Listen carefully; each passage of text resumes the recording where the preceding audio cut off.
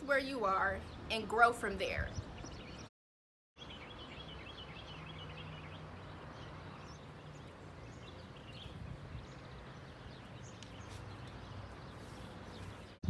Hello world! Welcome back everyone to another episode of Shanay Meets World. And today we're going to be talking about a really good topic. Today we're going to be talking about 3 ways to build an international brand. Before we get into it, remember to subscribe to my channel, hit the notification bell so that you're notified every time I upload a new video. Like this video and comment. Let's have a discussion. To all of my entrepreneurs out there, it's time for you to take your business to the next level. Here's how you do it. The 3 ways for you to start building an international brand is through e-commerce, distribution, and on-the-ground operations.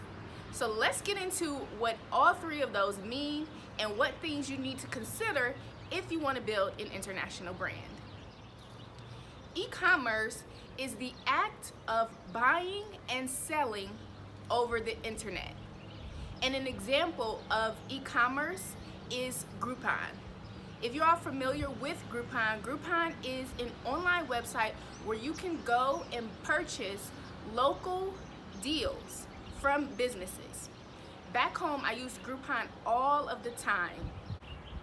Distribution is making your product available by selling it through different channels in the market. Some great examples of distribution are Amazon, and think about when you go to the grocery store. All of the products that are in the grocery store, those products have been distributed from the brand, like Colgate, for example. Colgate is here in Morocco and it's also in the US. So the Colgate conglomerate has distributed their products into multiple channels in their market. Another way that you can distribute your product through multiple channels is through the American Chamber of Commerce. So do some research on the country that you would like to sell your product and contact the American Chamber of Commerce in that country, and they will help guide you on how you can distribute your products into their markets.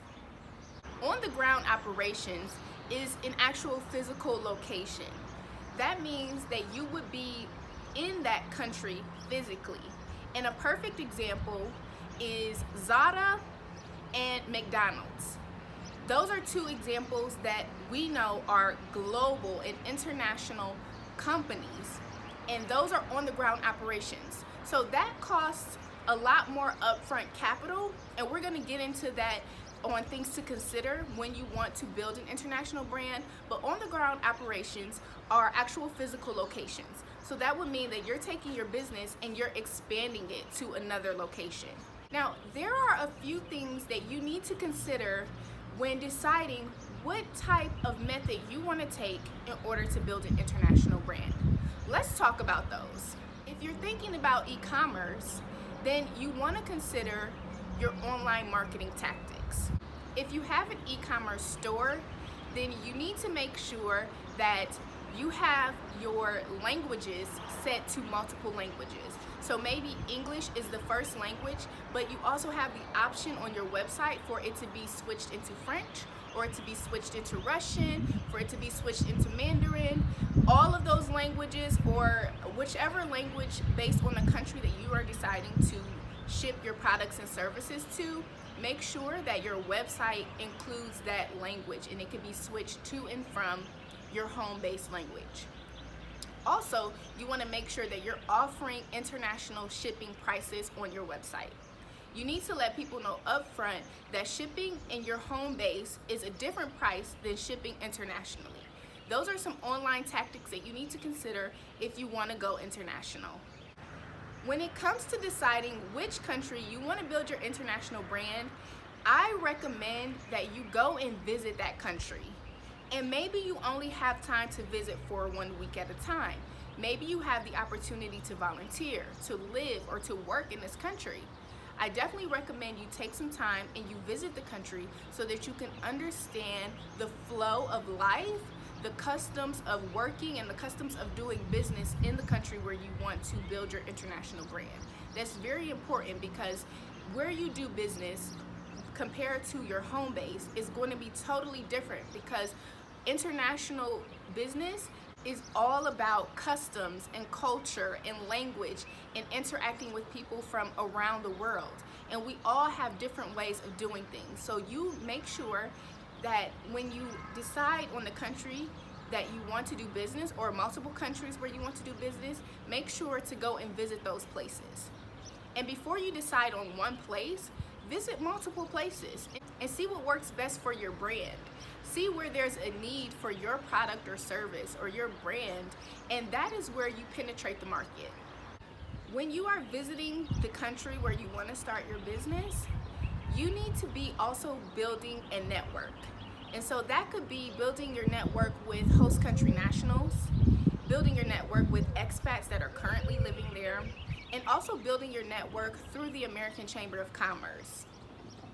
Building your network is so important because that's going to give you an insider's perspective of what it's like to do business in that country and what it's like to live there.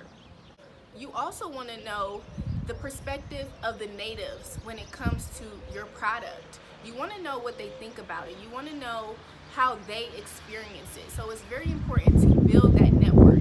And if you start by visiting the countries where you want to go, then this is how you can slowly build your network and make sure that you have people on the ground that you can trust to help grow your brand. Maybe you want to use all three of these methods to build an international business.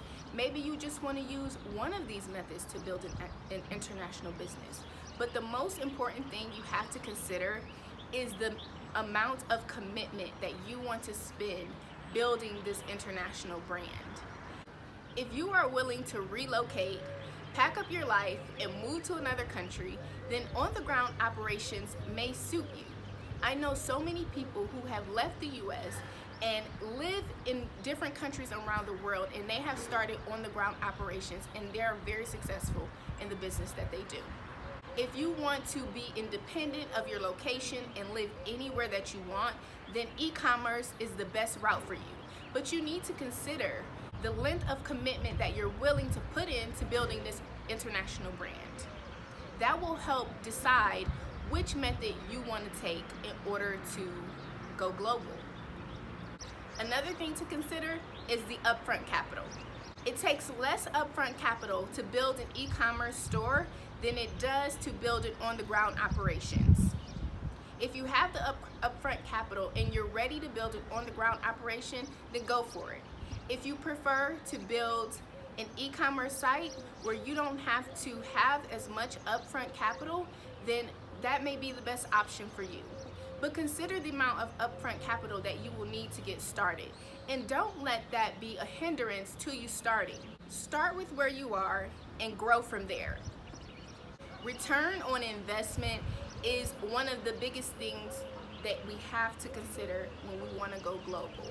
And that's why it's so important to consider the country where you want to build your international brand, because you want to make sure that the country actually is receptive to the product that you are providing them. So that return on investment is considered upon all of the things that we talked about previously, like the country, building your network, upfront capital.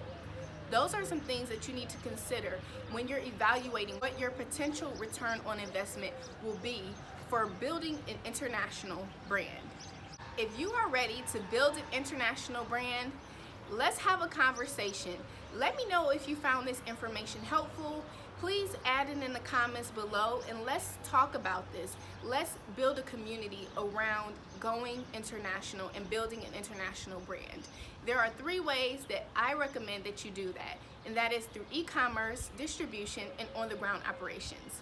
If there's more that you want me to talk about on this topic, please comment below and let me know. I hope you all found this information helpful. Remember to subscribe to my channel, hit the notification bell, and I upload every Sunday. Bye!